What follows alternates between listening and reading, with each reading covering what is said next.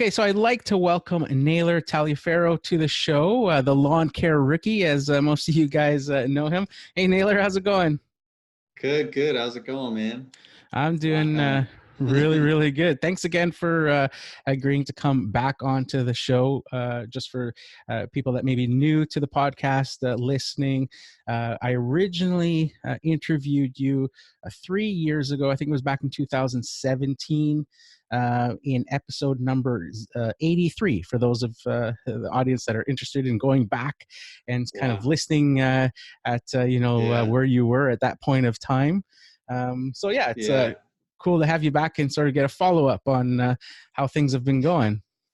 Yeah. Thanks for the invite for sure. I think it's kind of cool when there's someone on a podcast again, I guess, and a lot of time has gone by or just significant changes have happened Hmm. since the last time, whether it's, a year or 3 years. Sometimes there could just be a lot of things that happen in a short amount of time, or just a long time goes by and a lot of things, might have changed then. And it's cool to kind of see the different transitions and stuff like that. So for sure, I appreciate it. Awesome. So maybe get people that aren't familiar with who you are and tell us a bit about yourself and your business.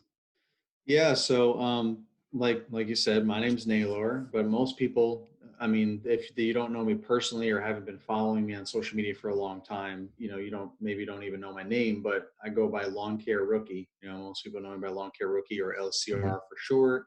And I started my lawn care business going on 7 years ago now. I was in retail management for over 15 years, and like my life was just getting out of control because all they did was work to the retail slave machine. And the way the economy in the world has become, retail is just like all day every day now, right? I mean, the Hmm. brick and mortar stores are trying to compete with all the online, the e-commerce and all the online shopping, and it's just so hardcore for those people stuck working in those brick and mortar physical locations, because we have to work so much harder, it seems like, to make up for it. We have to work longer hours, we're open later. And it all occurred to me, like it got really bad when Thanksgiving wasn't sacred anymore. You had to start Mm. working like late Thanksgiving because the stores were opening up at like 10 or something, or Yeah, yeah, yeah. first it was midnight, then next year it was 10. And now it's like they're just like open pretty much the whole day on Thanksgiving in some cases. And it's like, all right, well, so much for that.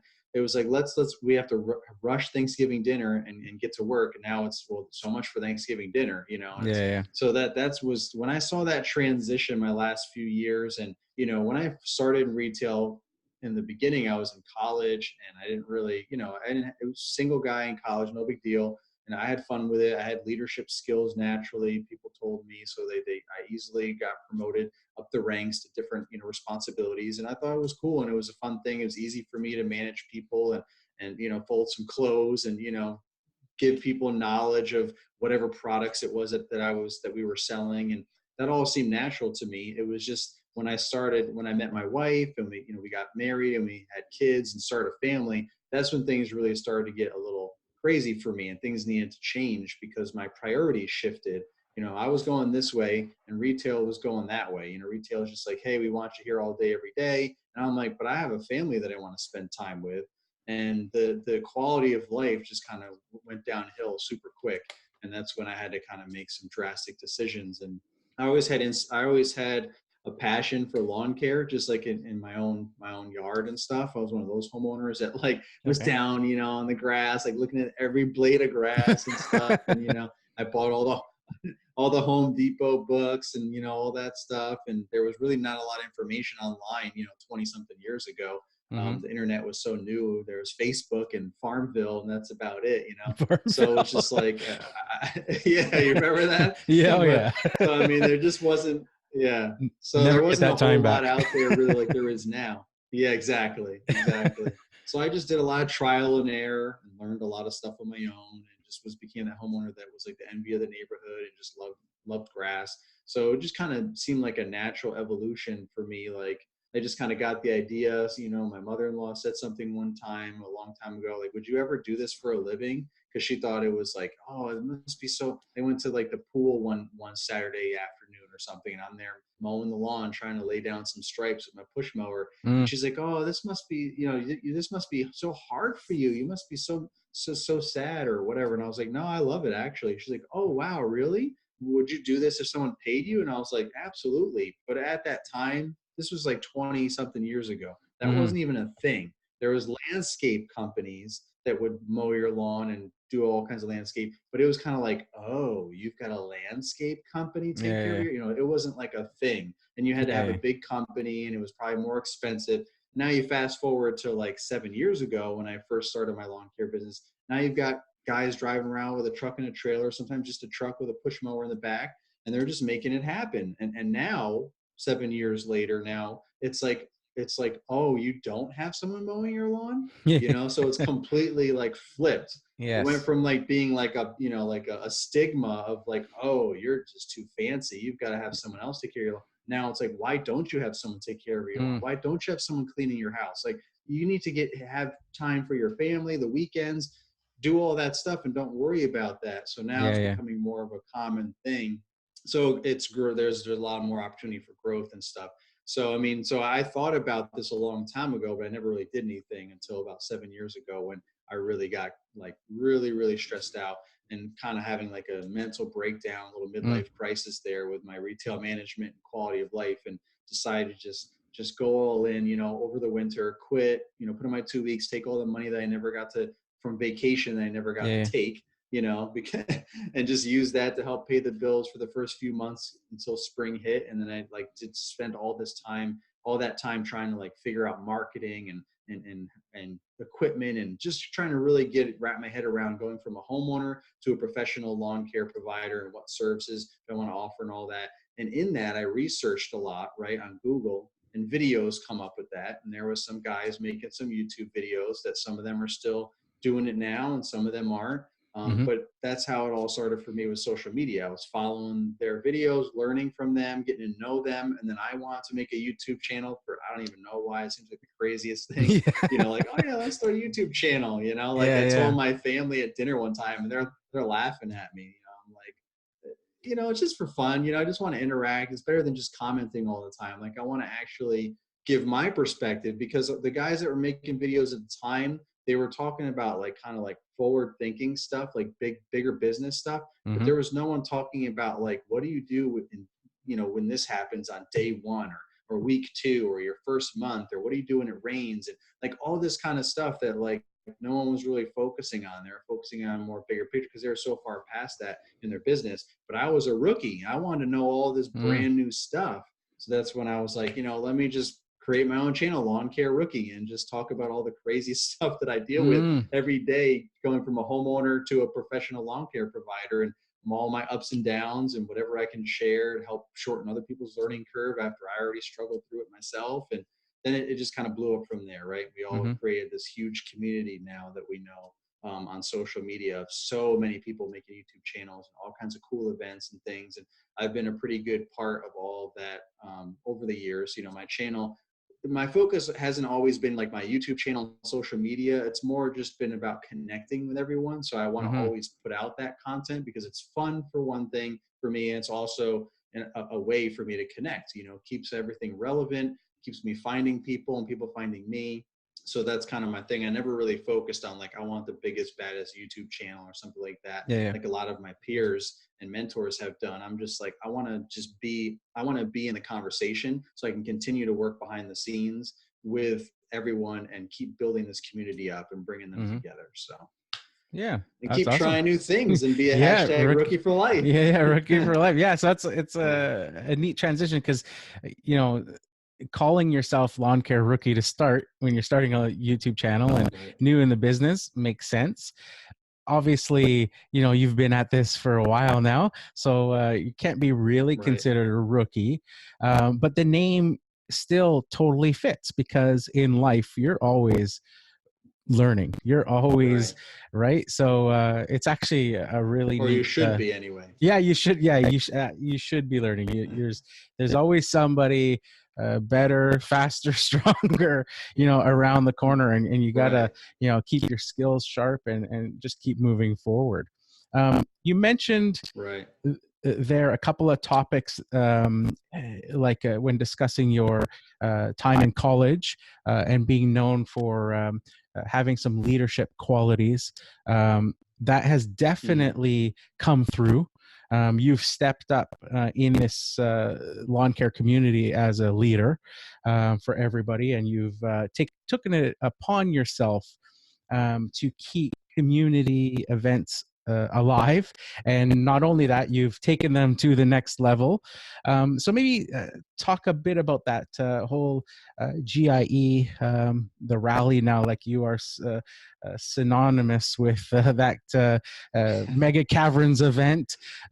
So, Yeah. Yeah. what got you to sort of, you know, take that leadership role to basically, kind of put yourself out there, Yeah. and what made you feel so strongly about it?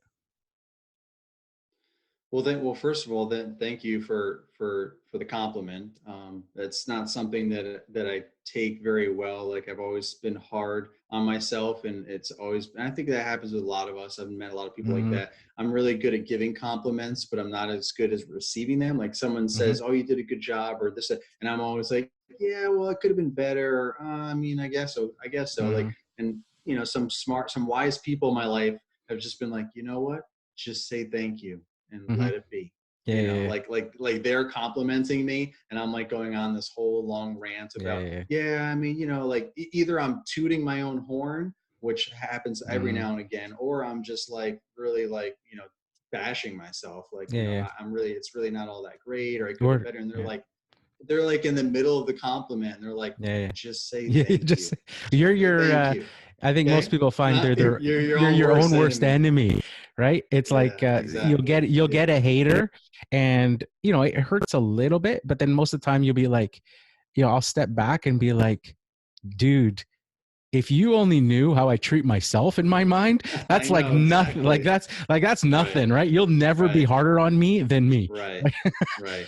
Yeah, I But think Eminem says that a lot in his songs. Like there's nothing can say like I'm harder on myself than you ever can be. I mean, just imagine the stuff that he says about other people. yeah, Imagine how yeah, bad he is to himself, yeah, yeah. you know? So there's nothing anyone Yes. can say to him, that's going to be any worse. So So what made you take that, like decide to just go out there? Because especially in the beginning, when you first start taking on that role of keeping that the rally going, you were fairly new into this, and new into the at least when like I was interviewing you that last time, so you would have been in the business about 3 years and stuff. You were really right. the rookie right out there, Right. and Yeah. then Yeah. here you are trying to get everybody together, and it must have felt really intimidating with guys Right. that are been around for years and stuff like that. So like, Yeah. yeah, speak to that a bit. Yeah. It kind of was, yeah, it kind of was a little bit intimidating, just in that kind of regard, as far as like, oh, my channel was never really the big bad channel. I wasn't like the super awesome vlogger and entertainer, and super, 20 years of knowledge. I mean, there's such a good mix of people in Yeah. this community making great content. And especially the ones that can combine all that together, be knowledgeable and entertaining, hashtag Stanley Dirt Monkey Genetic, Mm-hmm. and then they just blow up. Yeah, yeah. But there's everybody else all in between there too, and then a lot of new people coming up. So I tried not to, I struggled with that for a while, internally, but like I tried to not focus on that and just focus on, yeah, maybe I'm a rookie at, lawn care still. I'm just kind of coming out of, I guess, my rookiness, with lawn care, going into the Mm-hmm. third year, whatever it might have been at that time. And I'm still kind of a rookie at YouTube and social media. I don't have a huge following, but I have enough of a following that all the people that mattered at that time, obviously my peers and mentors knew who I was, and a large portion of the loyal community, the loyal followers, Mm-hmm. even new people popping on, would discover me, and then all the people that were with me from the beginning. So it's like everyone that mattered knew who I was. Obviously, there wasn't 20,000 plus people that necessarily knew who I was at that time, but I knew that what I was the best at was bringing people together. Like Mm-hmm. I wouldn't say that at that time I thought I was the best leader. I just knew that I had, because all my retail management life, which is probably why people selected me to do all this stuff all the time. people just always kind of gravitate to me like a magnet. Like I Okay. can go somewhere for the first time with my wife, like she's got a work event, or we go wherever with some friends or something into a restaurant, and I'm over here just trying to like mind my own business, like in Mm-hmm. the corner or something. And all the husbands just like gravitate over to me, and they just start talking to me. Like I don't go talk to them. Not that I'm trying to be not I'm trying to be rude or anything, but I'm a natural introverted person. Mm. But through social media, I've developed an extroverted side of myself. So there's extroverted introverts. So like it's kind of like you put on your stage hat and you kind of focus on being Yeah. extroverted in those moments. And then when you come home, you're like, all right, I need time out. I need to take a Yeah. nap or something, kind of recharge from all that energy that you put out there, because it's not natural for you like an extroverted person where they're just constantly feeding off everybody else's energy because they're super high energy and all that. So I'm naturally quiet and reserved, but people always come to me, especially extroverted people. They want my energy. So they're just Mm. constantly coming to me and talking to me a million miles an hour. And I'm like, yeah, yeah, yeah. But I'm super calm. So it kind of helps even them out a lot. So Mm-hmm. I've just picked up on a lot of things like that. And I've read a lot of books about stuff like that too, and done a lot of things to kind of get my mind straight after the whole retail craziness and kind of coming to a breakdown and then starting over with lawn care and all that. It seemed great, but I was still struggling with that transition, mentally and emotionally, and trying to make sure that I was successful for my family, for bills and our life goals. But I always had a knack for people always coming to me and me bringing people together. I could find the right people, put them together, build great teams, utilize everyone's strengths and weaknesses, and Mm-hmm. just direct them in the right way. So that's just kind of like a natural thing that I've always had, and I never really did much with it. So until now, until then, however many Yeah. years ago that was, 3 or 4 years ago, and I was just like, you know, that's something that I'm really good at. So let me just run with it. Like, let me just take on this leadership role. I've been a leader my whole life, by default. I've been paid to be a leader, in management stuff, but I also have those natural qualities. So let me just go with it. So I just focused on that, and not how I was still kind of a rookie with lawn care and still, kind of a rookie with social media, or at least just didn't have a huge following, because that doesn't necessarily qualify anything. It just means that you can have a bigger reach, a bigger impact, like you get more people Mm-hmm. to possibly come to an event and stuff because you have more people watching, but it doesn't make you a better leader or a worse leader than anyone else. It doesn't make you, you know, anything other than just you have a bigger following. It's up to you, to Yeah. do whatever you want to do with that. So I utilized my, couple thousand followers at the time, and I networked with all of my peers and mentors, and together we could grow this community. And that's where, through my leadership and just trying to say, hey, I think we should do this. Hey, I'm going to do this, and everyone just kind of fall right along with me, because we were Mm-hmm. all on the same page. It was the same kind of general theme. And early on in the community, the first time I went to the GIE Expo, the place where we all go and hang out, for those of you that don't know anything about it, it's in Louisville, Kentucky.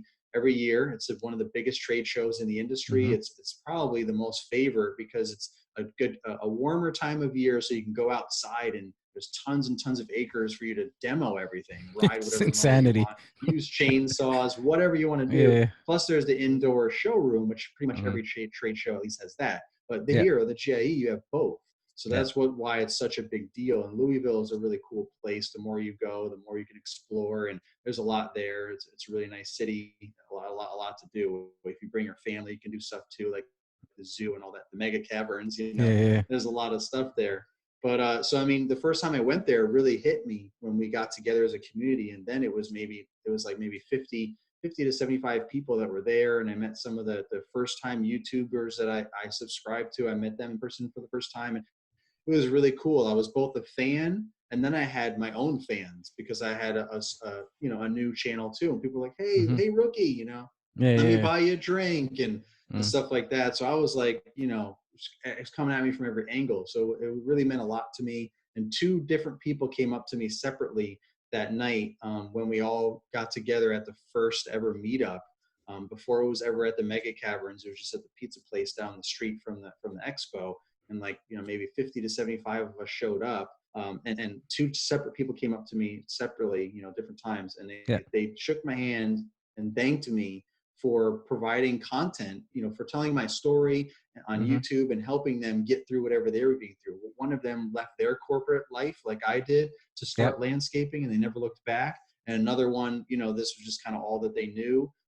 They just had different odd jobs, but lawn care was something they really liked, and they were struggling with it. But a lot of things I talked about and did kind of helped inspire them, in addition to a lot of other guys making content. And that really struck me at that moment. That's because I was like, wow, until then, it was just like me putting out YouTube videos, sharing my trials and tribulations, having a little bit of fun along the way, and not really understanding if or how it impacted people. Yeah, people commented and they liked stuff, right? You see the little likes on your video and people would comment like cool Mm-hmm. video or something. But like it just didn't really become that personal and Yeah, yeah. that like impactful until Mm-hmm. you have people physically walk up to you and shake your Mm-hmm. hand and tell you their personal Yeah, story. yeah. And it was at that moment that I felt a passion inside me, an obligation to utilize my natural ability to lead people, to bring people Yeah, together yeah. and lead them.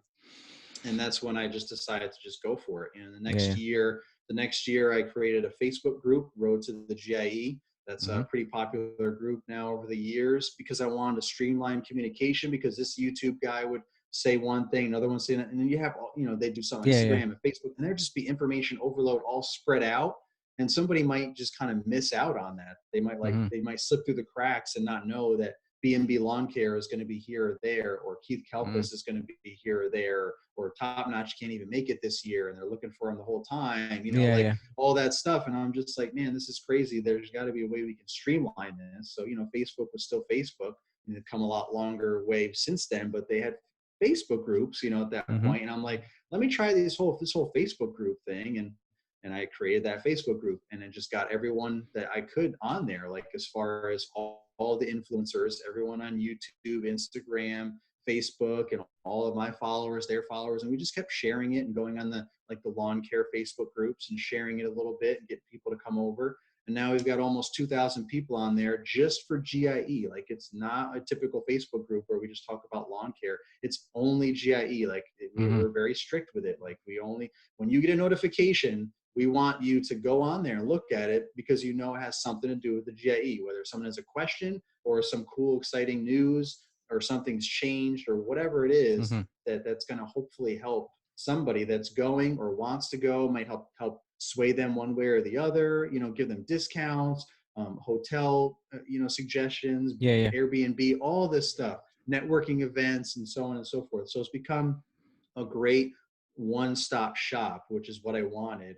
for the GIE, and just like kind of a slice of the Mm-hmm. community, because we all get together now at the GIE, so we can just hang out Yeah, yeah. and meet each other, sometimes for the first time in person, and just also obviously look at the equipment and maybe look at for our business and things like that. But it's Mm-hmm. a huge networking thing. So the group started, that next year, and more people came to the restaurant meetup, because I had made an event and advertised it and had the location and the date and times. It just made it more organized, instead of just every random people talking about it on their channel, so that it was just right there. And then it just like blew up. We had like 100 something people show up, and there was no room at the Mm-hmm. pizza place. They had indoor, outdoor seating. People were in the parking lot. People were up and down the sidewalk. People couldn't park. People weren't coming because they freaked out and didn't know what Yeah, to yeah. do. How do I get in? Like, what's going on with this? I heard that so many times personally, and other YouTube guys were telling me that. And I was just like, oh man, we need a bigger place. Like, this is Yeah, yeah. crazy. And then I started yeah. And then I started networking with some of the brands to see if they could sponsor, because right around that time they were starting these ambassador programs. Like, Mm-hmm. Echo was really one of the pioneers of that. And the brand started getting interested in that, took hold of that and said, well, what can we do with this together? And that's how the Mega Caverns was born, because I had to look for a venue that could hold all of us, that was still Mm-hmm. kind of cool and unique. I didn't want us to be in like a hotel conference center. I Mm-hmm. wanted it to still be like a cool, organic, natural feel. And the Mega Caverns was like a slam dunk. I was Mm-hmm. still scared, like nervous. Is everyone going to like it? Like, what's going to Yeah, yeah. happen? Like, I wanted to take the pizza place and just make it bigger, Yeah, yeah. but there was no such thing. There's no restaurants or anything Yeah. big enough for that. It has to be like a unique venue, like a golf club, or a Mm-hmm. country club, a hotel conference room, and all those things just didn't seem appealing until I saw the Mega Caverns. And you got the Mm-hmm. ropes course, room, and you can use the ropes course. You get it catered, and so the sponsors paid for all that, so it's free for everybody. You just have to pay for your alcohol, your drinks, Yeah. as a cash bar. and that's it. And over the years, that's grown tremendously from like Mm-hmm. 300 to 600 in 3 years. So last year we had 600 Insane. people show up, and it was just That's I had to crazy. have 2 rooms Yeah. last year because we just keep growing and expanding all over the cave. We're taking Yeah. over Yeah. the whole corner of the Yeah. cavern. So it's been pretty cool, and obviously because of all of that, I've gotten involved in so many more things, social media wise, and I created LCR Media there because I wanted to make sure that I could separate things. Like I didn't want um, sponsorship money like checks to be going into my lawn care business, and Yes. then I'm paying venues and caterers and all that. Like that's just like an accounting nightmare. So I wanted to have like a separate business entity and then just start branding that and see what I could do with that. And like Mm-hmm. LCR Media just popped in my head immediately. I'm like, well, that's Lawn Care Rookie. Let's Yeah. go Yeah. for it. It makes perfect sense. And got Yeah. the look, it just came to me. And then I got the logo made in Fiverr real quick, and because that was a hot thing at the time. And I was like, all right, I got this cool brand, this logo. What do I do with it now? Yeah. So since then I've been backwards. I've been filling it in. Like, all right, well, what do we do with LCR Media? How do we make a good impact in this community, and how do we Yeah. keep growing the community through LCR Media? And that's where I've been doing different things, working with the GIE Expo themselves and doing Mm-hmm. things because of all the stuff I've done. Obviously, they all know who I am, and they invited me to speak at their annual conference last year up in Salt Lake or Park City, Utah. And I spoke in front of all of the presidents and CEOs and VPs of all of the companies, Toro, Echoes, Steel, Wow. everybody that you would ever think of. And a lot of companies I never even heard of that are kind of like manufacturers, and they're like, they make stuff that you use every day, like on a Mm-hmm. mower, for example, but you would Yeah. never know that they Some existed, but component. they're Yeah. like $1 million companies, Yeah. yeah. They were there. So it was a great networking thing for me because I got to meet a lot of people and all the CEOs and get business cards and shake hands. And I got a ton of people requesting to follow me on Facebook and all that. But the most important thing was I was able to share my story and talk about how important social media is and Mm-hmm. influencer marketing and how to connect with us and build their own community. And Yeah. then, Yeah. sequentially more ambassador programs popped up after that speech, Yeah. Yeah. all of a sudden. And so it was pretty cool, and that's what they wanted me to do was to GIE saw it. They were like, man, this is crazy. They went to the mega caverns for the first time, like Mm-hmm. unannounced, and they were just like, what is happening? How did they get 300 people here? Like how is this even a thing? You know what I mean? Yeah. Like it's more than just like texting people or calling, like, Yeah. hey, Yeah. get 10 people together to meet up at a restaurant or 20 people. This is like 4th Yeah. Street Live type stuff. We got 300 people in this cave. Like, what Yeah. is Yeah. going on? So they were blown away, and then they found out, someone pointed them over to me, and that's how the whole relationship started. And over the years, they were like, wow, like you need to help these big companies, these big brands that Mm-hmm. don't really get it yet. You need to Yeah. help Yeah. explain it to them and show them. And I had Mm-hmm. slides and all kinds of facts and all kinds of cool stuff, and really opened all their eyes. And I was there for like it was a 2-day thing, and everybody kept saying, oh, great time, great speech. Oh, wow, that was awesome. And you really helped shed some light on all this. And I would sit down with them. They'd ask me questions about social media and how can we get involved in that, and what kind of influencer, what does this even mean? And so Mm-hmm. it was a good time. So a lot has happened just Yes. because of me trying to help Yeah. bring the community together and become a leader in the community. So Yeah. it's been a good That's time awesome. though. Yeah, it's awesome. There's so many great talking points from that. One of the things that you reminded me of last year was my first GIE that I went to. And one of the things that I wanted to do that I forgot to do when I was there was I wanted to find that Pleasure Ridge Pizza and just take a picture in front of it, because that's where Yeah, that all yeah, began, right? And I totally forgot yep, yeah. forgot to do that. Oh, it's not Um, even Pleasure Ridge Pizza anymore anyway, oh, is so it? you didn't Oh, miss okay. out. It's something totally different. A whole Oh, bunch okay. of us went there last year separately, and we were Yeah, yeah, like nostalgically like stalking it. Like my hotel was right down the street, so I passed it every day, and it was like really kind of depressing because it was oh, like totally different. It's like they oh, like okay. this new ownership and everything, and Yeah, yeah, the building's still there, but it's like all different. We're like, oh yeah. man. But it was crazy though, because we're like, man, can you believe we were all here in this tiny? It looks so small now Mm, in comparison to what we remembered it being. It's yeah, crazy. So, yeah. Yeah, but and yeah, I can totally relate to your story about when you were there for that first time. and you had a couple people come up to you and talk to you and stuff. And my experience at GIE last year was very similar, having people messaging me wanting to, they're like, oh, you're here, like I want to meet you and stuff. And this one guy came up to me, and that was probably the time, because I had throughout the couple of days people coming and saying hi and thanking me and stuff, but this one guy talked to me, and just the tone of his voice was like quivering when he was talking to me, so I could tell he was really nervous to be talking to me. And Mm-hmm. he looked like he was almost going to start crying, uh, just saying Wow. how much the podcast has helped and changed his life and his business and stuff. And that's when it hit for me, that I was like, wow. Because you get Right. emails from people.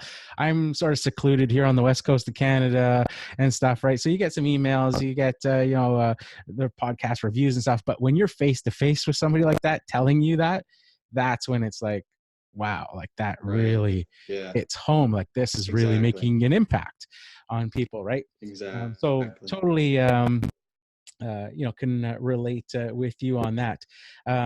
Now, another neat thing on the legacy that you've kind of um, helped carry on from those original days with Pleasure Ridge Pizza and what Geek to Freak started, and Yeah. taking it, because somebody like me sitting on the west coast of Canada, like I say, I had never even heard of GIE.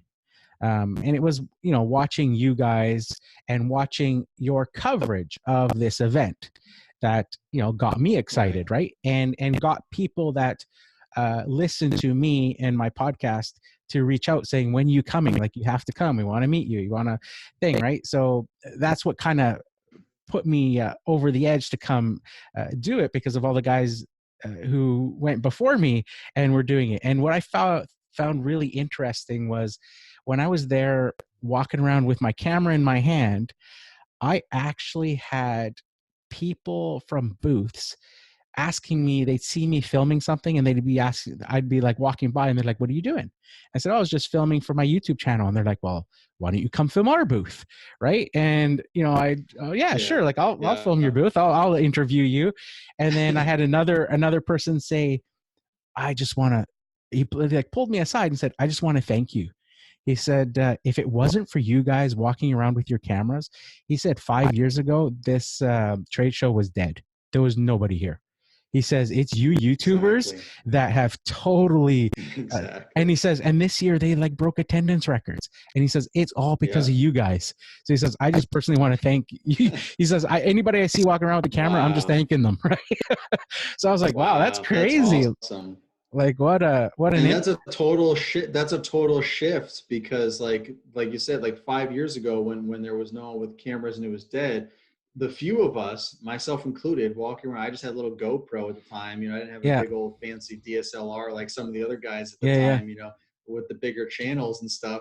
But like I still was in the same boat as them. We're walking around with our cameras and everyone's looking at us with these like evil eyes and like, what's up Mm-hmm. with these guys with cameras? Like, what the heck is that? Yeah. Who Yeah. are these guys? Yeah. Like, are they even in lawn care? Like, it Yeah. was just Yeah. like a totally different vibe. Like, they didn't want us filming anything. They Yeah. thought we were Yeah. like spies or something, Yeah. I trying to remember find seeing all the that. secrets and bring them back to another Yeah. Yeah. country Yeah. somewhere. It was just Yeah. crazy. And I was blown away. Like, don't you want us to advertise your stuff? Like, I don't understand. Yeah. Like, Yeah. you should be paying us to Yeah. be on our videos. Well, Yeah. Yeah. how funny is that? Five Yeah. years Yeah. later, now we're Right. getting paid to Yeah. Yeah. spend some time in a booth or talk about a Yeah. brand Yeah. or whatever. It's like, oh wow, look at how quickly times change when they see the transition. And now everyone and their mother literally is coming to the GIE, and they've all got cameras Yeah. Yeah. and it's last alley. One of the raffle winners was a mom, and she Huh? she brought her two sons with her, and it was like amazing. I was like, man, what an awesome moment! Like in the midst of all the craziness, right? I'm not recording that or anything. There was some pictures and stuff that I've seen around, but like I want to talk to them separately after the fact, which I did a little bit, but like I wish I could have made more of like a video or something. But again, Mm-hmm. I want to respect people's privacy. But my point is, it was just like, man, how far we've come that like this mother brought her kids from like Iowa or something. Literally, I think it was like one of those, because they look like very rural, like not really like, they're not like all flashy, like with Mm-hmm. all the cool gear and all. They're just like very, very humble family, two Yeah, yeah. humble boys with their humble mom, probably very proud mom, and they have a lawn care business in Iowa or somewhere in that kind of area, that kind of state.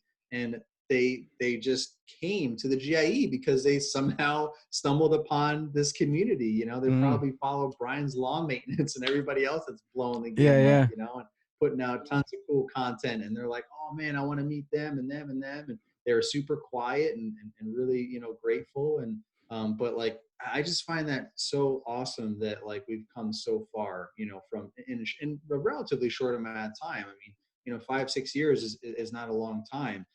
But yeah, like that's just to your point, like that guy was saying, like, because like no one really got it back then. And it took Yeah, us yeah. to like forcefully and awkwardly push through all of that stigma and just Mm-hmm. keep, vlogging for you guys, because we thought it was cool. We thought that place was cool and we wanted to share it. We wanted to keep having good content on our channels and get together with each other, and we just had a good time. We didn't really care anymore. Like when we all got together, we didn't even care about what everybody else was thinking. We cared about what you guys were thinking, Yeah, yeah. watching, and what we thought. And that was it. We didn't care Yeah, about yeah. these booth people. We're like, whatever, Yeah, yeah. we're gonna do what we're gonna do, and that's it. You kick us out, we'll go to another booth.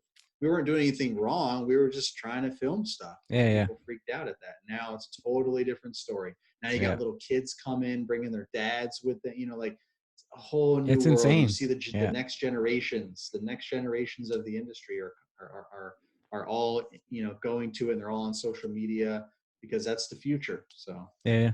Yeah, no, it's totally especially for somebody like me who's, started out with sharing on a podcast and slowly transitioning and trying to do some YouTube stuff over the years and get that, but being very shy and introverted and kind of taking those baby mhm. steps in my own personal growth.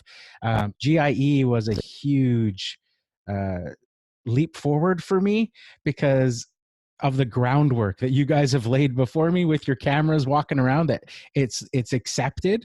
So I was, with my DSLR all Casey Neistat, like walking with my camera in front. I Right, didn't care who was around me, walking up and down yeah, aisles and thing, and just, going up and the confidence to go up to somebody like Ed Wright or something and going, hey, you want to do an interview on right, camera? right, And him, and it was yeah, just like, it was awesome, right? It was so much fun yeah, to just go from booth to yeah, booth and talk to people and learn about their products and try to bring that value to the audience that can't go and can't see that stuff. And right, yeah, so it right. was just a very, very neat Yeah, that experience. was the other thing. Yeah, that was the other thing of why I also wanted to create that group, is because there was a lot of people that were like, such as yourself, that weren't even in the States, a totally Yeah, different country. There's people in UK and Australia. John Ryan over there in yeah, yeah, Ireland, has been wanting to come for years, right? He's one of the OGs of the community too. yeah, And so like that's another reason why I created the group, so they could see, they could watch, through there. Like, so they didn't have to necessarily wait for us to edit a video a couple days later, a week later. Like I had to wait before I went. Like the first year I didn't go. Like the very first year, like Geek to yeah. Freak went, and there was like maybe like a dozen people there. It was like Geek Hmm. to Freak, Spencer's Lawn Care, Keith Kelfis, and that was it. Like there was no Top Notch, no Stan Genetic, no Hmm. B&B, no me. No, there was like a whole bunch of people that didn't go, in addition to a whole bunch of the community that didn't Yeah. go. But we just had to wait and watch it, on their video. We couldn't wait for them to like hurry up and upload their Yeah. videos like a week or so later. And I'm like, man, how do we shorten this? How do we make this faster? And Periscope had just come out, and I was like, Hmm. this would be awesome to live broadcast from the GIE. That Mm. would be sweet. And then people could like literally feel like they're right They're there. there. Because on Yeah, yeah, Periscope, it was live streaming. They could type yeah, in a yeah. question, hey, can you show us the John Deere booth? And I Mm. would go over and I would show all the cool new John Deere stuff. And people would just get all pumped up. It was like they were there. I mean, and I was like streaming like crazy on Periscope. Uh, at the time, there wasn't a whole, like, I think everyone else got overwhelmed by it, but so they weren't really like Blake wasn't really doing too many Periscopes or whatever, but like that was just the thing that I was trying to do. And then, and also posting stuff in the Facebook group, and showing pictures and stuff. And then, Facebook came out with Facebook Live. So, like the following year, jumping on the whole live streaming bandwagon. Periscope kind of faded away, and Facebook and some of these other platforms took over with the live streaming. So then we started doing Facebook Lives on the group, and all that was just another way, not only to streamline communication so people know when and where to go to meet whoever and what to do and best deals for this, best restaurants, best hotels, Mm-hmm. but also for the people that couldn't go to just watch and just, just be a viewer, a voyeur, a look in, that first person look of like what's going on at the expo, and hopefully get them pumped and they can start planning for some year for them to finally come. And like, Yeah, yeah. you probably felt like it was just like you were kind of meeting a long lost friend or something, Yeah, yeah. which was the GIE, because you saw Yeah. it so much. Yeah, Now yeah. you're just finally there and you're like, hey, it's great to finally meet you, Yeah, yeah. as well as all the people that Yeah. for the first I time. told So my wife, there's only one problem with me going. And she's like, what's that? I said, that I'm going to want to go every year after that. right, I said, right. it's going to Yeah, be it's hard so not much to fun. go. Right. So, Yeah, yeah. yeah, So, yeah, yeah. it's totally shown like how much it's grown, and this last year is a case in point with those that run GIE, in the fact that they let you guys in and basically provided a room to do that influencer panel.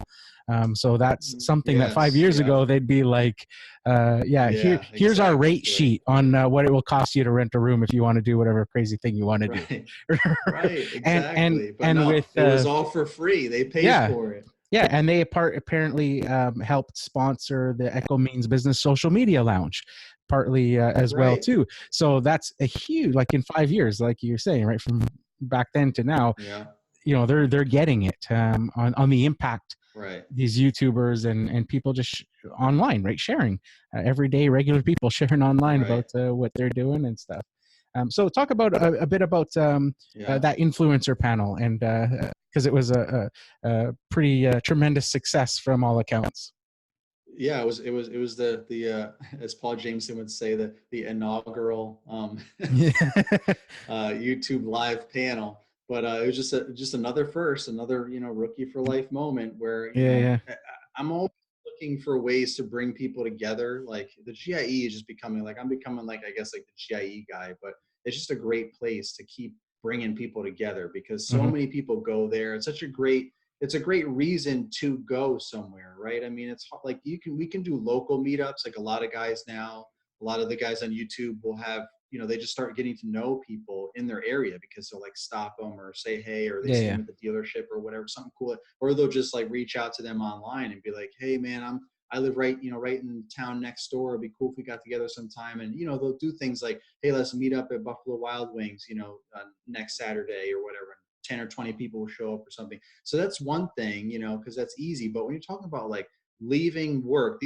everyone has their own business or works for another business. So I mean, they all have to work. So when you talk about leaving work and flying, paying, and all this stuff to go yeah, yeah, somewhere, it's a big investment, a big time commitment, and a financial commitment. It's not like you can do that anytime you feel like it. And if there's one thing, one time, one place to do it, it's at the GIE. So it's just more yeah, and more people keep going there because more and more of us go there and talk about it. But it's so like while everyone's there, I'm always trying to think of ways to just keep giving value to everyone and bringing people together. I mean, now it's to the point where there's so many meetups. Like it's almost like I said this not the year that just passed, but the year before. I was saying this to a couple of influencers. I'm like, I almost feel like we're spreading people out too far now. Like we're mm, getting carried away. Like everyone's got a booth meetup here, there, and yeah, everywhere, and you just can't even keep up. You don't ever know where to even go. You have to pick and choose who you want to see, and that's yeah, why yeah, the rally, the GIE rally, the meetup that's evolved to the GIE rally is like that one place that everyone knows. If you're gonna be here one day, at least be Thursday, and come to the Mega Caverns Thursday night after you go to the expo, or even if you don't even do that, if you're like some people are only a couple hours away and they just want to drive in and drive out, just come to the rally and hang out with whoever you want to hang out with for 3 hours or 2 hours or whatever. It's yeah, always yeah, 6 to 9. So there's that one opportunity for everyone to at least get together. But now that's so big, it's still hard for people. Now it's become hard for people to like get around and see everyone they want. You end up yeah, yeah, spending so much time talking to a few people, or getting like us getting pulled away by a bunch of people that want to talk to us and we want to talk to them. But you just end up like, there's just not enough time anymore in 3 hours to get to everyone and eat and Yeah. drink and have a good time. So it's becoming like a whole separate thing now, like 4th Street Live. So that's why I'm like, well, how do we get this organized again? How do we just find another opportunity that's not going to take away from anything else Mm-hmm. to provide value and bring people together, give them And more another time. Yeah. opportunity to come together? Yeah. Yeah, and some people were even saying to me like, the rally is getting so big, just to what I just said, all to Yeah. my point. They're like, is there like it would be really cool if there was like some sort of round table or some sort of like nice little like calm, like, quiet, like get together Mm. where we could just like talk to some of the big influencers and ask them questions. And I was just like, hmm. I just started thinking about that. And I thought about the YouTube live panels that they always have at their Yeah. Yeah. yearly conference that YouTube has with their big, national, their global YouTubers, 20 million, subscribed YouTubers, Casey Neistat's of the world and stuff. They have their own live panel where every year they pick a different panel of YouTubers that go up on stage, and there's a host and there's Q&A, and they have a good time for like an hour or so. And it's for the fans, and Yeah. Yeah. that's what I wanted on a lawn care landscape scale. But I figured, since we're not as big as YouTube, maybe we can, and we're not YouTube, maybe we can make it a little bit unique and have like a actual live Q&A, like have the audience ask questions, like Mm-hmm. I like Gary Vee does stuff like that, Yeah. Yeah. on a lot of his things. He'll have people in the audience that give the mic to people, and they can ask Gary a question right there, while he's on stage, and he'll answer it. So I wanted something similar to that too. So I was kind of combining a bunch of these things, utilized all of the relationships that I've made over the years and all the networking that I've done, and just came up with the YouTube live panel, try to keep it as simple as possible and true to the cause. And I thought, Friday morning, nothing ever happens on Friday. Mm. People kind of stumble in Friday, late Friday morning after a long Thursday, late night or early morning on Thursday. Yeah. They kind Yeah. of stumble back to the expo, if at all, and then they just kind of go home eventually. Mm. So attendance goes down on Friday, which is why they shortened the day on Friday now, and they Oh, okay. expanded Wednesday so that people are coming in earlier and they're leaving earlier. So they figure, let's Oh, utilize okay. that. Let's just shift the time. So that's Mm. a little backstory about that. But I'm like, well, how can I get more people to come on Friday, right? I can, that could be beneficial to the GIE Expo Yeah. themselves, and then also provide another networking event. So Yeah. that's Yeah. what I did for the live panel. We did it Friday morning, 9 a.m., brings more people back to the expo, gives them an opportunity to listen and ask questions. And then after we're done, they can wait and hang out and talk to people like it's at the rally, like just shake Yeah. their Yeah. hand, talk to them. And everyone had like a little line, of people waiting to talk to them and taking pictures with them and stuff. And so many people were like, man, I could have sat here all day and listened to these guys. Yeah. I had to like cut it off for like an hour and a half because Mm. it was getting kind of late. And I'm like, I want everyone to go to the expo. Like, they're doing this for us. I don't want to just use their location for Yeah. us. I Yeah. want it to be a win-win for everyone, Yeah. For So everybody. I'm Yeah. like, all Get right, them back guys, on the show we got floor. to wrap it up, Yeah. Yeah. Yeah, exactly. Make sure Yeah. you go, thank you for the GIE for giving us this room and providing some refreshments for you guys and all that. Just head out to the showroom and check some things out. Go demo some things. It's probably not as busy out there. The whole Yeah. thing, Yeah. right? I've pretty much got it down now at this point. From Yeah. working in corporate, for so long, and now being an influencer, I can kind of mingle with both. I know how both minds work. I know how to talk the corporate talk, and I know how to walk the influencer walk.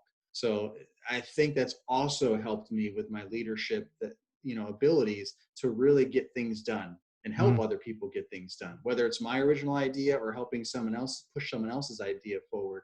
That's just what I've been focusing on the past couple of Yeah. years. And yeah, they were blown away at that live panel, and they were like, and it was upstairs in, like, I guess it was upstairs in a lesser, Yeah. popular room. So they want to give us a room downstairs, which is like premier Upgrade. location, a ballroom. Yeah. Yeah, Yeah. downstairs, and more furniture and nicer Easily stuff. And accessible. now, Yeah. like, yeah, now they're thinking of like an actual budget, and like, because it was all experimental. They didn't really know. And Yeah. Yeah. we kind of reached a limit where they were like, yeah, if you want to do that, you can throw in some money. I was like, yeah, we're good. Let's just work with what we got now, like projectors and stuff.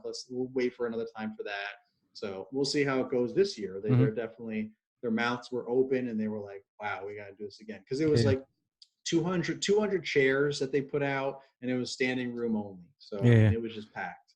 Yeah. Just people That's awesome. coming and going and listening to the whole thing. So Yeah. it was a good time. So I have plans for new influencers for a new panel next year, and potentially it'll be downstairs in the ballroom. So that'll be good. It'll be a bigger room, more space, bigger budget, so nicer furniture, maybe some different type of variety of food and stuff, and maybe projecting, projectors, like Mm-hmm. slideshow, like, stuff in the background, just to make it look a little bit Yeah. Yeah. nicer and just be more fun and interactive for everybody. So Cool. that's exciting. Very cool. Yeah. Yeah. It was pretty crazy. Like I remember going to that, like for an example, the GIE rally, and like you said, it's like 600 people, 2 rooms, Yeah. and I was trying to talk to as many people as I could see and stuff, and going, and even after that on social media, like Instagram, I'd see pictures, people posting pictures of like posing with Keith Kalfas, and I'm like, Keith was here, like And I you didn't never even, even saw, I didn't yeah, even you never see. even saw him. And it's like, I've been looking for him Yeah. for like 3 days because I've interviewed him. You feel like you know him because you've spent, time having a deep discussion with him and stuff. And it's like, I didn't even get to see him. It's just like, that's insane. He was he was here. Yeah. And then that Because everyone influencer ends up in their own corner. They yeah. end up in their own corner, and then you never see them. So it's Yeah. like, oh. And then that panel on Friday, somebody had asked me earlier if I could go to one of their booth takeovers, and it was at the same time, and Yeah. I wanted to support them, so I went to do that, but it was at the same time, so I didn't get to go to the panel. But then I was hearing about it after, going, oh man, it's too bad. Like I don't regret not going, because I wanted to obviously support the person that asked me to go and help them out and stuff. But I was like, oh man, it'd be great if I could have caught that as well. But yeah, it's just absolutely awesome to see. That's the thing. There's so many conflicting things now. That's what I was talking about. There wasn't anything at the time on Friday when I first got all this, planned, and it took a while actually. Like there was a lot of like kind of like red tape or whatever to go through to get all this to actually happen, believe it or not, behind the scenes. But when it all finally came together, it kind of came together at the last minute. But still, like it was like I put it out there and everyone started sharing it. And then like some other events popped up on Friday. I'm like, man, that's the same. And I even talked to some of the people. I'm like, we're doing the panel from 9 to 10. And they just kind of like brushed it off like they didn't care. I'm like, that's fine. You do you. I get it. But it's all about trying to not. My whole thing is not to have people choose and decide. Like we're in gym or something, and you're the last one. You know what I mean? Like, I never wanted that. I just want a variety of opportunities for people, and not have them have to decide who's their favorite influencer or what's their favorite event. But it happens. There's only so many hours in every day. And like I said, there's a ton of things going on now, and you barely even have time sometimes to even demo the equipment, and look at stuff because you're so busy networking. So you really have to plan your time and make sure you stay focused while you're there to get the most of it. Yeah, absolutely. There's it's funny you just said that. It's like I think back, and it's like there's stuff I didn't even see. Like I'm seeing pictures on like, and it's like I must have walked by that thing like 100 times and didn't even see it there, right? It's like that's insane. You're so busy and talking to people and things, and being my first year, I was in like I was dazed and confused walking around. I was just like sensory overload. There's just so much to look at and see. I was like, and everybody would be like coming up to me and they're like, first time? Like, yep. And they're like, it's always like that. See it on your eyes. You just have the glaze. Like the zombie look. They're like, it's always like that the first year. Next year you'll have already focused on what you want and what you want. They're like, that's always. I went outside for like an hour. That was it. And I was like, I can't handle this. Like, this is way too much for me.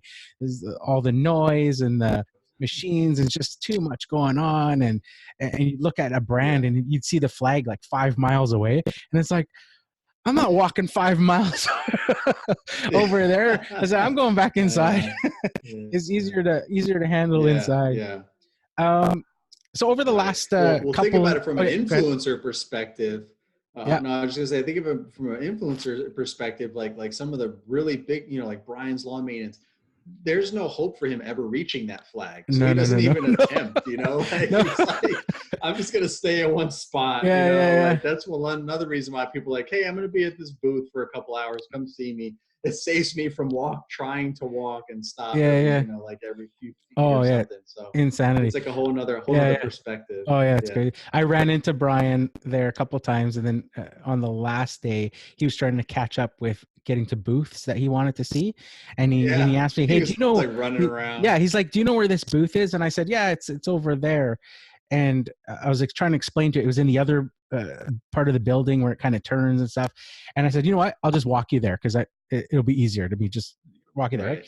In the Give me time an that escort. we walked, he must have got stopped like 30 times. It was insanity, and having to stop, right? And he's such a nice guy, because every time somebody would come Right. up to him and talk to him, he'd be like, "Oh yeah, yeah," and then he'd be like, "Oh yeah, and you know Julio from Lawn Care Business Success," and they'd be like, "Yeah, yeah, yeah," and then and then they'd brush me off and be like, and I'd be like, "Don't worry about it, like just you you you talk to your Man. I legions think of he was fans." saying that honestly. So I think he was saying that so he could like inch his way forward a Yeah, little bit yeah, more. Like, you know Julio, right? Yeah. And yeah, then he like, yeah, yeah, yeah, you know, and then make it to another booth, and then you yeah, catch up with him yeah. there, and you know, like, It was so funny, but yeah, oh insanity. man, Like it's you just said, hard to he get it has no all in. hope to get to those Yeah, flags. yeah, yeah, um, yeah. so over the past few years on your YouTube channel, you've been doing a series called Get to Know the Pro. And this is a Yes, very unique series, because you're actually flying out to people and yeah, their locations where they actually do business and do work and live life. And right, you're doing these videos from that perspective, which is very, right. very unique. So how did you come up with that idea, and just sort of have the uh, tenacity to sort of like just say, I'm going to go do it? I think, And because it's obviously costing you money to right, buy airline tickets and right, things like that to go and do it. So right, what made you sort of take that big of a step? Because not only did you uh, do it, but you've committed to it. Like, you keep right, continually doing it. So maybe right. talk about a bit about that. Well, honestly, like it's if you've read, if you listen to a lot of different podcasts of entrepreneur business stuff like that, if you've read any kind of books like that, if you've been in that realm, you kind of hear a lot of talk about once you realize something is possible, it's like a switch, Mm-hmm. and you know it's like a mindset switch, and now all of a sudden you're just kind of like unstoppable. Like Yeah. now you're like, well, what else can I do? Mm-hmm. You know, so like so after the GIE route, like when I was able to, you know, take the meetup at Pleasure Rich Pizza and grow it to, and I wasn't trying to grow it, I was just trying to have a location big enough to hold the natural growth of the community that we couldn't fit anymore at a restaurant. So once I was able to kind of successfully shift it to a bigger location, have all of my haters, which I had a few because they were like, oh, this is just an echo event and all this stuff. And I'm like, no, they're just the number one sponsor with these additional sponsors so that you can eat for free. Yeah. Otherwise, at Pleasure Rich Pizza, you had to buy your own pizza, which you might prefer that, but we can't do that anymore. So now that Yeah. you're in a cavern with us, now you have food. You don't have to worry about starving. You can buy your drinks if you Yeah. want, you know, and we all get to hang out, and you get to go on this crazy ropes course with zip lines and stuff for free. Also, it's just Mm-hmm. a whole nother level. So like I was able to win those people over because they were like, wow, this really is just like you said. Like it's just like it's been, but bigger. And how can I even say better? But it is. Yeah. Yeah. So after that successful transition, like and sponsors being involved and all that, I really just got pumped and motivated to just do anything that, like any creative thing that came to my mind that I felt would benefit the community. And I don't really remember the whole backstory as to how the idea popped into my head. I know like I was talking to a brand, um, someone at a brand that no longer even works there anymore, a long time ago, and this brand still hasn't gotten on the bandwagon with anything really social media wise. I mean, they just have dabbled in it, but they were like talking about like, you know, oh, like maybe we can work together, maybe you can like write a blog or something, or maybe you can interview some of the pros, you know, some of the contractors, you know. and you could, and they called it some other weird thing, like, interviewing the professional contractors or something, and make a blog about it. And I'm like, what? Well, we're like, timeout. We're like way off here. There's no blogs, no writing. It's all about video, audio, like video podcasts. Like that's where, and back then there wasn't even that many podcasts. Like your podcast was there, but there was no Paul Jameson and Mm-hmm. everyone else that's doing podcasts. It's really just like you and Stanley at the time. Yep. So Monkey Genetic, he had his Yep. podcast still. And that was about it. But so it was all about YouTube and some podcasts. I'm like, that's where it's at. We got to do that. But they were just all like shook about the whole thing, and nothing ever really happened. But that, I think, kind of manifested in the back of my mind too. Like, that's kind of a cool idea. Like, I didn't want to interview anyone and like write like I'm not like a magazine editor. Yeah, Like, yeah, yeah. I didn't want to do that, but I'm like, that would be cool if I could actually interview people like in person. We've done stuff like this, right? Like, you're doing this because it's obviously easier. Not everyone can uh, afford time-wise as well as Yeah, yeah. financially to go travel all over the Mm-hmm. place to have an interview like this face-to-face. And when it's just something like this, it's perfectly fine like this. But I wanted to change the whole game. Like, I wanted to try Yeah. something completely new and different. Everything new that I do is like either completely original or like something like a better version of something else, Mm-hmm. like Steve Jobs, like make Apple better. He didn't Yeah, create yeah. Apple. He just made Yeah, it better and yeah, changed the yeah. whole game. So I was just trying to like do something like that. And I'm like, that would be really awesome if I went into like a day in a life with B&B Lawn Care or a day in Mm-hmm. a life with whoever. And then the other thing was, over the years, a lot of people would tell me their own story. Like I said, those two guys that came up to me at the first GIE, told me a whole lot of stuff and thanked me for all my content. And all the years after that, I would have similar stories from people telling me their story of how Mm-hmm. they started their business and so on. And I'm like, man, that's a really awesome story. But they never tell that story to anyone else because they're not on YouTube, or they just have a really small following, like less than 1,000 subscribers or something, or they're not even on YouTube at all. And and so that I'm like, I'm always talking about my story and everything. And then there's the guys on YouTube that share parts of their story and all that. But I'm like, there's other guys in the mix of the community that have great stories to tell as Mm-hmm. well. And I want to tell their story. So that was like really like the ultimate goal was to find the guys, our neighborhood lawn care providers that just, they're not really in social media all that much other than following us maybe, but they're not putting their story out there, but they have an inspirational story to tell. So I kind of blended all that together. I'm Mm-hmm. like, all right, I'm gonna go see some YouTubers, and I'm also, if they're in the same town or not, regardless, I'm gonna talk to these other guys. Like, there's a lot of the guys locally I talk to, they're not really big on YouTube or on YouTube at all. And they have great stories to tell, and then everything in between. So I mixed it in with the YouTubers and the people that were not as known as well, and I just wanted to share their stories, spend the day with them, do whatever they do, a day in the life in their shoes, obviously show off their equipment, talk about their setup, and just tell a good story, and in hopes to inspire someone watching it in the community to either maybe start, because a lot of people that watch probably are still doing this part-time, or they don't do it at all, and they just want to do it, and they're like, man, that Mm-hmm. would be awesome if I started my own company, but they're scared, or they just have a lot of questions, and they might see something, one of these videos, or someone says something in a video, and it just triggers them, and Yeah. it helps get them to that next level. So I just really wanted to create original, inspirational content for for the community, something that they could take away after watching each video, some sort of value that could help them in their life and or their business. And then it was just an easy transition. I mean, I say easy, but obviously not for everyone. It's kind of intimidating, but because I was already in that mindset, I just went to Echo and was like, hey, and I went to so-and-so, went to a couple of Mm-hmm. different brands. And I was like, you want to sponsor this series? This is my idea. Gave them the whole pitch. And I was like, this is what I'm going to do. I'm literally going to travel to these people. Like, I'm literally going to go see Top Notch Lawn Care, and we're going to play golf or go fishing. And we're going to talk about, how often do you play golf? Like, Mm-hmm. hardly ever, because you're grinding all day, every day, Yeah, like yeah, real life stuff, yeah. like to bring that to the community, and also find things about them that maybe they don't talk about on their, like things to share that would be valuable for their community, for their audience Yeah, and yeah. mine, just the community as a whole, that maybe they haven't talked about on their channel, or it's been a while or whatever. So I really just dig in with everyone, and it's really it was really fun because I would see people comment on their video or like comment on my video. I mean, either about like, man, I forgot all about,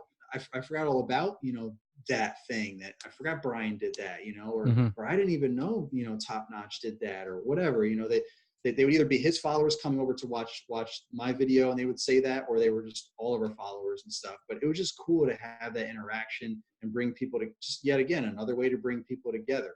So Yeah. Echo was the one that, jumped on the opportunity again. And I had started making a few episodes locally, for free, right? Because it was Yeah. just drive, 20 minutes, on the other side of town or whatever, and Yeah.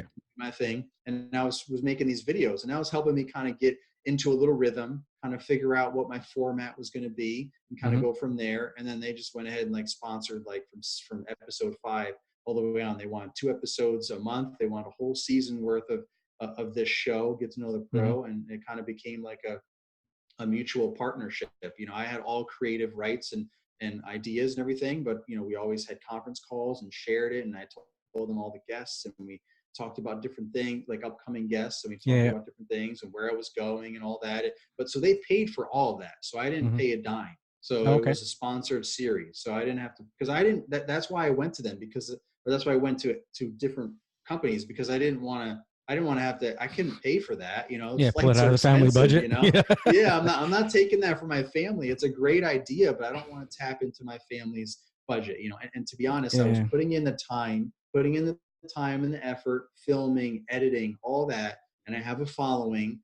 I should be compensated for that. In Yeah. addition to the fact that I don't want to take money out of my family's pocket. So that's why, just like with the rally, I went ahead and I talked to the different brands, and Echo went with it, and they sponsored the whole first series. And I was able to, make some money off of it and upgrade my equipment so that I could have a much higher quality video every time I did a new episode. So like about halfway through the series, you could see the transition kind of go to like where like the peak of it, and then the whole last second half of the season was all good quality, high quality, same type of episodes.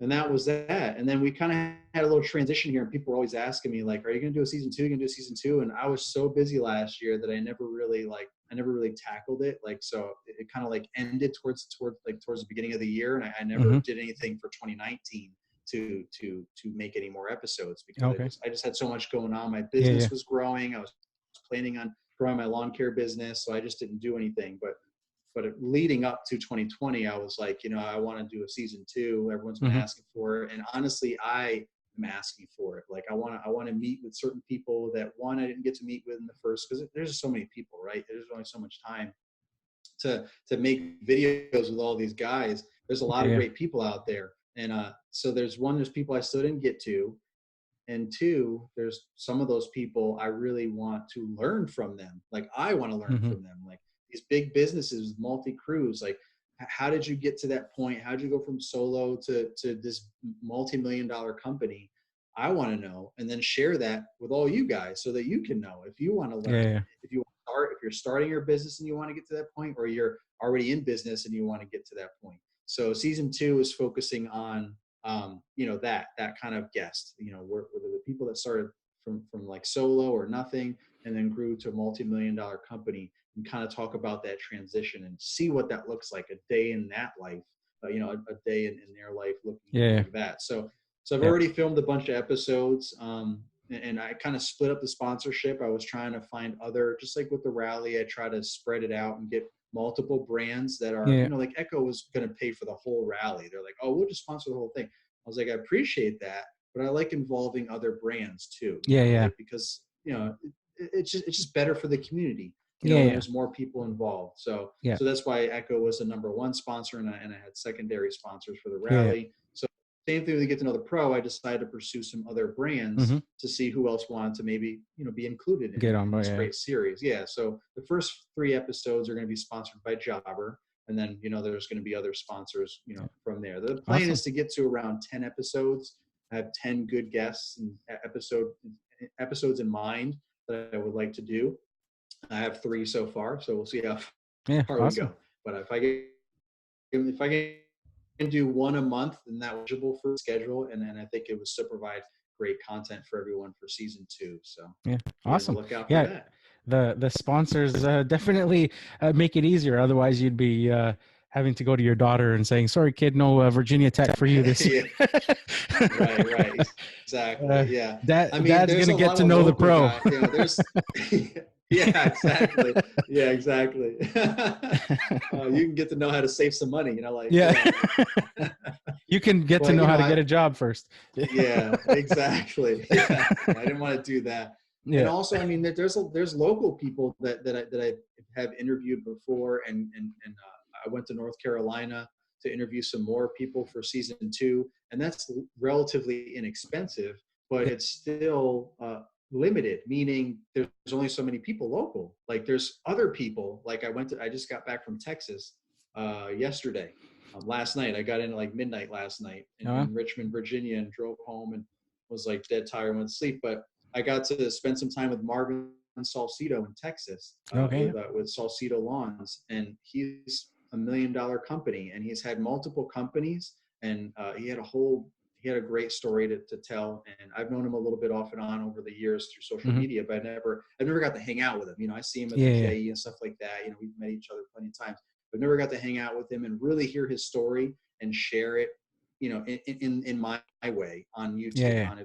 I know Paul Jameson interviewed him recently and did a Yep. podcast, and that was really good. He shared a lot of the same kind of information on my video, but it's different, right? Because we're Yeah. actually seeing it, and we're showing his setup and his crews and the whole daily routine and stuff. And it was just a really good time, and I was able to pick his brain and learn stuff for myself, and hopefully share that. But so I couldn't go to Texas, you know, for free, right? You know, Yeah. I would have to have someone pay for that. I wasn't going to save up, you know, $1,000 or whatever of Hmm. my family's money so that I can fly out to Texas, get a Yeah. Yeah. hotel, you know, and a rental car, and spend the day with, Yeah. you know, with Marvin, and then come back. And he's not going to pay for it either. So I'm like, you know, it's a win-win. Like, we could advertise a brand that's known in the community and give this great content to the Yeah. community in return. It's just a Yeah. win-win. It's not Yeah. like we're It's trying to like definitely. get rich and famous or Yeah. something. We're just Yeah. trying to spread the message and grow our reach. So Yeah, no, definitely. It's that's it. so having that perspective and just listening to guys, having peers is so important, and taking lessons from them and being able to see them sort of in their own environment can be a whole new level to that. You talked about how, you hear Right. like podcasts and stuff about entrepreneurs, and they talk about, that sort of those self-limiting beliefs. And once they sort of get past that it like opens up this whole new, world of what's Right. possible. And even like I Right. talk about that all the time, how, when you're starting a lawn care business, what you think sort of seems the impossible, you'll sort of get into it, and then it kind of, you get to that level, and then you're like, oh, like that wasn't too bad, and it kind of opens it. And even like Right. in other parts, just being surrounded by people in the lawn care community on social media. In fact, I was texting Paul Jameson this morning, and we, we're always nerding out on podcasts and talking about, the making them and recording them and talking to potential sponsors and things like that. And it's funny because I've been doing this for 5 years. This is my 5th year doing these weekly podcasts, and Paul started last year, and his fresh new perspective on things that I would have thought myself are like, that's not possible, like you can't do that. But it was Right. in my head thinking that. And it's funny, I Right. texted him this morning, and I literally said, after our conversation, I said, thanks, dude. I'm learning so much from you, just in terms of self-limiting beliefs in what I thought was possible. Um, just because of what he's done in the back end on with his podcast on stuff. And it's just stuff Right. that in my own Mm-hmm. head, I was thinking, oh, like, you can't do that. Like that's never going to work, sort of thing. Right. And he's Right. showing, Right. and he's talking Yeah. to me about certain things. And I'm like, really? Like, you've had no pushback Yeah. from that sort Yeah. of thing? I'm like, Yeah. well, why Yeah. don't I do that then? Right. What's holding me Right. back from that? Exactly. Right.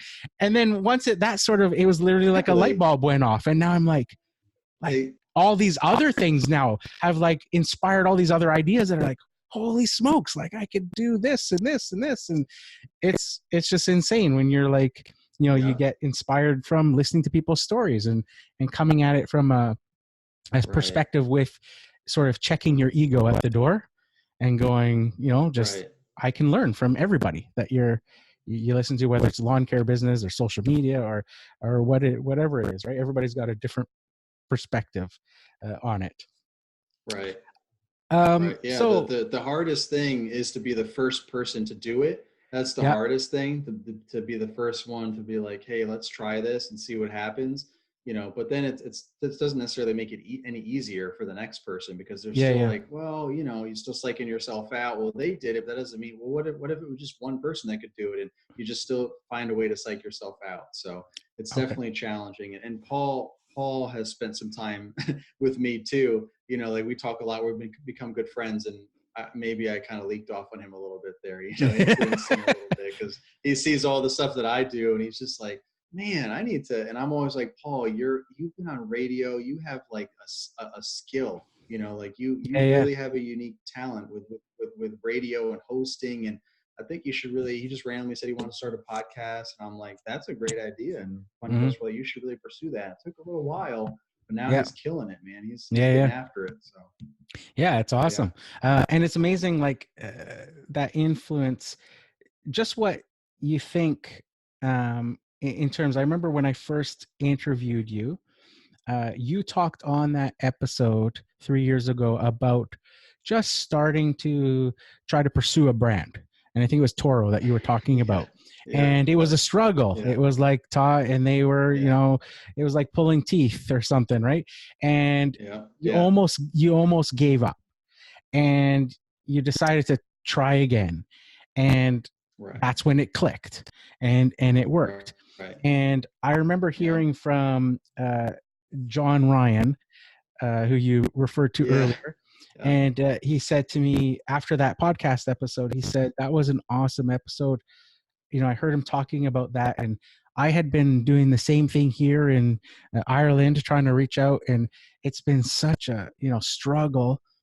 And I had given up on it and was like, it's not going to thing. And then I heard that, with his story, that he pursued them again, decided to, give it one more kick, and that's when it worked. And he says, so that gave me the courage to Yeah, write one more email. And he said, and they came yeah. back and said yes. And he says, well, like, I got, so he says it was like, That's awesome. and now you think about what he's done Yeah, with Lawn Care Legends Facebook group, yeah, and that all yeah. that stuff I you could know. trickle down. You could trickle that To down to that to interview one decision. of Yeah, of him getting the yeah. inspiration from what you said, Right. that would have never led to Yeah. any of that stuff. Because it's so Yeah. important to be That's open-minded and listen to things like podcasts and watch the YouTube videos of these other mentors and peers around you in the same industry. It could be that one idea that somebody's doing in their lawn care business that you're stuck on, that you can't figure out, that you may just hear and be right. like, that's it. Like that's the thing that that could change Right. the whole thing around. So yeah, Yeah, it's for so sure. powerful, so powerful. So we're running a Hmm. bit long here. I want to get to some lawn care questions. So Okay. we're gonna do these like rapid sort of We're rapid fire. yeah, rapid fire style. These are the new questions that I've added to the podcast in the last year or so. So just try to Okay. get or do your best through them here. So Okay. if you were to start your lawn care business all over again, what is one thing that you would do differently? I'm putting you on the spot. Nothing. Nothing? Nothing. I wouldn't do anything differently, because my wife even said one time, like early on, she was like, I bet you would have, I don't know what it was, but she was like, I bet you wish that you could have had $30,000 or something to start Yeah. off. I was like, actually, no, because I wouldn't spend it properly. I would have had Yeah. no idea what to spend it on, what services I wanted. It would have been uneducated. It would have been more of a waste. So I'm glad that, I had to go through the steps that I had to go through to then, to know what, because you don't know what you don't know. You have to Yeah. go Yeah. through certain things. Yeah. Yeah, Yeah. we can shorten the learning curve, with all of us talking and helping each other. But at the end of the day, you still have to cut the grass. You still have to do this, that, and the other thing to a certain extent in your own way to get to the next level. Like, oh, this is really what I need. I need this, or I don't need that. You don't know that from out Yeah. of Yeah. nowhere or watching somebody else's setup and thinking that it's the same thing. Yeah. So Yeah. I'm a huge believer in everything happens for a reason. And Hmm. whether it's good, bad, or indifferent, you wouldn't be where you are today if all those crazy things, good or bad, didn't happen. So I wouldn't change a thing. I would do Okay. exactly the same thing. As painful as Yeah. some of those Yeah. experiences Yeah. were, that it helped me get to where I am now. Yeah. Yeah. So Yeah, that's a great answer, and that's actually something that's I think Steve Jobs said in a famous commencement speech once, where he said, "You go through life through these certain things, and and you don't know where they're going to lead or how they're going to affect you, but later in life, can you look back and connect the dots and see how all those decisions right. and things led to your success or where you were right now." So yeah, that's awesome. Um, what do you think is one hidden pitfall with running a lawn care business that you see that prevents people from succeeding? um, Being afraid to invest in the right things in their business. Okay. Like people are afraid, yeah, people are afraid to spend money on certain, like, yes, you don't want to be in debt, and then you don't, but at the same time, you don't want to not ever spend any money because you won't be able to progress to a certain level if you don't Hmm. spend money on certain things, pay Yeah, yeah. employees a little bit more, get better equipment, whatever the scenario is, so that you can just progress your business to the next level. I think a lot of people are just scared to spend money, and rightfully so. You don't want to Hmm. go in debt, but you just Yeah. need to be smart and strategic about it. So whether you need to partner with somebody else, like an accountant or your spouse or a financial advisor or something, or you just figure it out yourself, either way, you have to get past those fears, and you have to figure out when's the right time to spend money on what, so you can move forward. Okay. People get Um, people get stuck. yeah, yeah, absolutely. What is your biggest frustration about running a lawn care business? Um, Employees. That's Okay. probably everyone's frustration. Yeah, yeah, yeah. That's one that seems to Like, be coming up a lot. yeah, yeah. I mean, right now labor is really hard, so it's probably the hardest it's been in a while because the economy is so good, which means unemployment's so low, which is good except for when you're trying to find employees. So you're scraping the bottom of the barrel, and then you have to pay these people even more, and they're not necessarily the best employees that you could ever get, but you have to kind of pay them like they're the best employees just to keep them from going to the next guy for another dollar more an hour or something. So it's really competitive and really hard to find and then keep good help, good labor, a good team, whether you're just looking for Hmm. someone to shovel some mulch or you're looking for someone to run your crew. It's hard to find both of those people right now. So it becomes stressful when you're trying to grow or just maintain what you've already built. Hmm. So I've known a lot of people that have downsized to go to solo because they're just over it. And I know companies that have gone into business, or I've heard of companies that have gone into, like, big companies that have gone into business because they just don't want to play the game anymore and deal Hmm. with the labor issues. So for me, I've also struggled to find good people. But Okay. it is what it is. It's the way, it's the part of the game. You have to kind of gut through it, and I just constantly try to make changes, adjustments, and evolve so that I can keep growing my business and not let that be a bottleneck. Like, man, if I could just find the right amount of good people, I could grow my business to the next level. Not that I'm trying to be a huge $1 million company overnight, but there's only so many hours in the day that I can do certain things. I'm hitting that Hmm. wall. It's like you need certain people to push past that wall, and then another, you just keep going that way depending on what your total goals are. So it's frustrating, finding employees. Like right now, it's really, really challenging because it kind of holds you back in a lot of ways. So you got to really push through it and get creative. I have a couple of part-timers right now that I kept on over the winter, so we're doing good so far. Hopefully we'll Okay. start the spring season on a good note, where last year I started with nobody and I was like trying to find, it was just like a mess. But so we kind of went through that, and but I still am always on the lookout for Okay.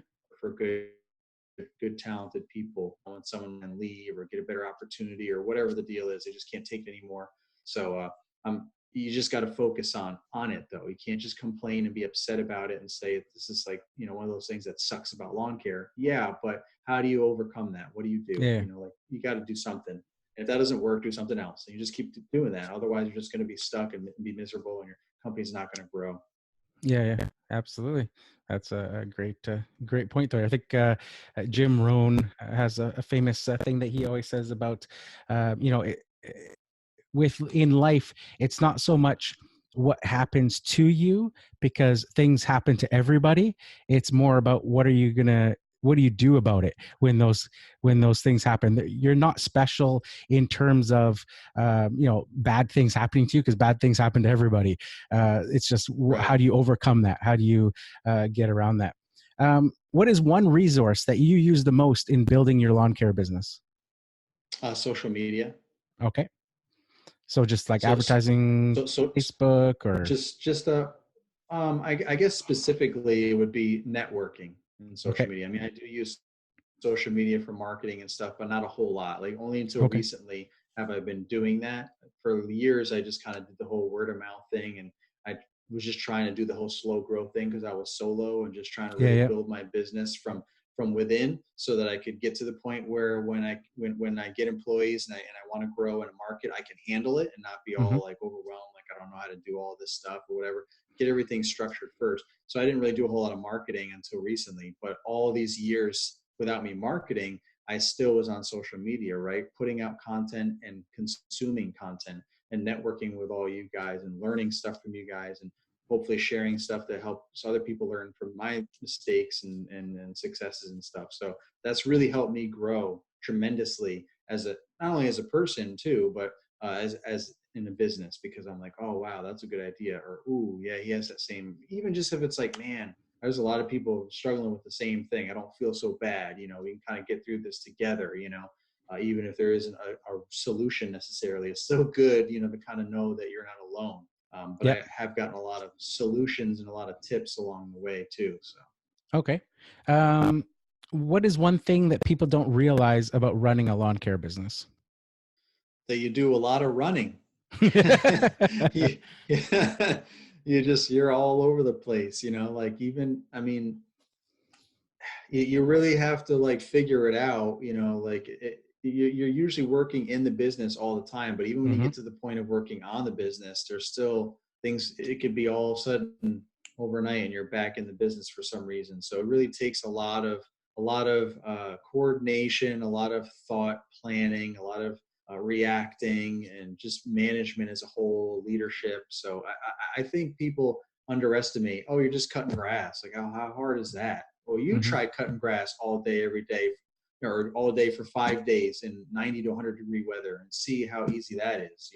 Even one of Hmm. my guys, he's a high school kid, and his friends are like, oh, how hard can that be? And he's like, really? You have no idea. You Yeah. try. Like, it's Yeah. not Yeah. rocket science, but Yeah. it's Yeah. physically exhausting and Yeah. demanding. Yeah. You're just like wiped at the end of the day. So I don't think people realize that. They just think you're just mowing lawns. And I could do that. That's especially if you're on a zero turn, or Yeah. stand Yeah. on. How hard is that? But you got to walk around and trim and edge everything and blow everything off. So that still takes time. And even when you're Hmm. sitting or standing on a machine, you're still sweating in the sun, Yeah. and Yeah. sometimes your knees or your back Yeah. or Yeah. something gets Still sore lots of depending on what issues there. Yeah. machine you're on. And yeah, so I mean, it's not cake. It's not a Yeah. cakewalk by any Yeah. means. And if you do anything beside mowing lawns, it's a whole another level there, like Yeah. mulch and Yeah. Yeah. pruning and all that. Now you're really getting into labor. So Yeah. people Yeah. just really underestimate the actual physical work involved.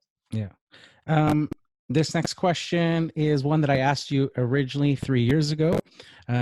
It's usually the one that I end the podcast on. It's share your best piece of advice with those just starting out in the business. And I want you to come from this at a point of view that this is somebody that you know and like, and you only want to see the best for. So they come up to you, maybe it's a son of a friend or something like that, and they say, hey, Naylor, I'm thinking about starting a lawn care business. What can you tell me? Figure out what you want to do with your business and do it. Make a plan and do it. Don't deviate from that plan. Don't get distracted by everybody else with their plan. Just focus on your plan. Like one of my favorite Will Smith quotes, there's no reason for plan B, because plan B just distracts from plan A. Mm-hmm. So just Awesome quote. have a plan A, and just do it, Yeah, just yeah. execute it. But like that plan needs to be specific too. Like, don't be the jack of all trades, master of none. Like in this industry, it really pays off to kind of master a couple of different things. Like, we all know mowing's pretty easy to get into. There's Mm-hmm. no it's not like you don't need licenses like fertilizing and stuff like that. Like you just get a mower and mow some lawns and go that way. But is that all you're going to do, or are you going to do everything, or are you going to focus on, a couple of things, stuff like Mm-hmm. that, like, like niches, right? Like we talk about niches or specializing in things. It's a lot easier to do that when you first start out, because then you don't have your hands in too many things, and you can really figure out your numbers, how much money and time, how much money you're making and how much time you're spending, which that all affects those two things. Uh, that affects how much money you're making. So just focus on that, because we all start off doing everything, and we hopefully quickly realize we can't do that anymore, because Mm-hmm. it's just like, one, we might not like some of this stuff, like it's too physically demanding, or we just don't enjoy it. So do what you enjoy, and make sure you can make a good living doing it. If that's everything, then be everything, but you should probably Mm-hmm. start one thing at a time, and master that, and then grow from there. It's a lot easier to add stuff on as you become a specialist in one thing or another than it is to try and be a specialist in everything all at once. Okay. So focus Awesome. on that, come up with a plan A, and just go for it. Yeah, awesome. So how can people follow you online and follow LCR Media and, the whole GIE and all that stuff and what's going on with that? Well, I'm everywhere, anywhere on social media, Lawn Care Rookie or LCR, either one will work. Mm-hmm. On Instagram, I have two accounts, Lawn Care Rookie and LCR Media, and the same thing with Facebook, just so they can be separate, and I can see the analytics and stuff. See Yeah, yeah. who's clicking on what and what does better than others, stuff like that. But also can be separated. I can talk more about lawn care and my personal life on Lawn Care Rookie, and just focus really on kind of business stuff, like social media, networking events, YouTube original stuff, like Get to Know the Pro or whatever, all on LCR Media. So you can either find me on Lawn Care Rookie or LCR Media everywhere. YouTube, it's just Lawn Care Rookie or LCR. So, and as Okay. far as the GIE, on Facebook, there's a group, Road to the GIE. So, and the year changes. Right now, it's Road to the 2020 GIE. Okay. So you Awesome. can look that up and you'll find it and go on there. Awesome. So thanks again for taking time. We'll have to have you back on maybe later on in the year as the GIE gets closer and sort of get people some Get everyone updates on pumped what's new, up. because I'm sure it's just going to get even bigger and better and stuff. Yeah. But yeah, thanks for coming on again and being a repeat guest. Really enjoyed our time.